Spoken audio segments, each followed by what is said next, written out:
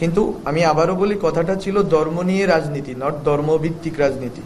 ফলত ধর্ম নিয়ে রাজনীতির বিষয়টা বাংলাদেশে এই প্রশ্নটা ধর্মকে রাজনীতির হাতিয়ার বানানো সম্বন্ধে বাংলাদেশে একটা কনসেনসাস আছে যে এটাকে বানানো যাবে না। এটা ইভেন যারা ধর্মভিত্তিক রাজনীতি করে তারাও বলে থাকেন যে ধর্মকে রাজনীতি হাতিয়ার করা। কিন্তু ধর্মভিত্তিক রাজনীতি সম্বন্ধে আলাদাভাবে কোনো রকম বক্তব্য এখানে উপস্থাপিত হয় না, এবং এটা সম্বন্ধে সরকারের কোনো স্পষ্ট অবস্থান এখনো বা এটা সম্বন্ধে কোনো কেউ পাল্টা মন্তব্য করেননি।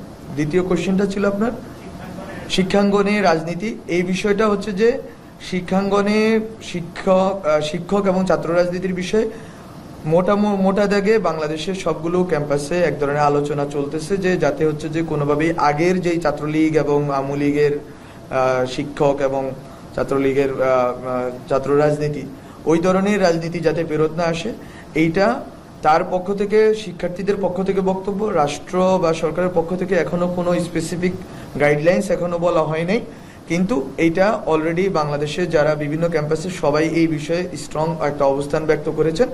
এবং এই রাজনীতি যদি না থাকে, ছাত্র রাজনীতি যদি না থাকে, তাহলে কোন ফরম্যাটে রাজনীতি হবে এটা নিয়ে মূলত এক ধরনের ডিবেট অ্যান্ড ডায়ালগ কিন্তু সব জায়গায় চলতেছে। ইভেন ঢাকা বিশ্ববিদ্যালয়ের গত সপ্তাহে আমি যদি ভুল না বলি একটা আলোচনার আয়োজন হয়েছে এবং অন্যান্য জায়গায় আলোচনা হচ্ছে।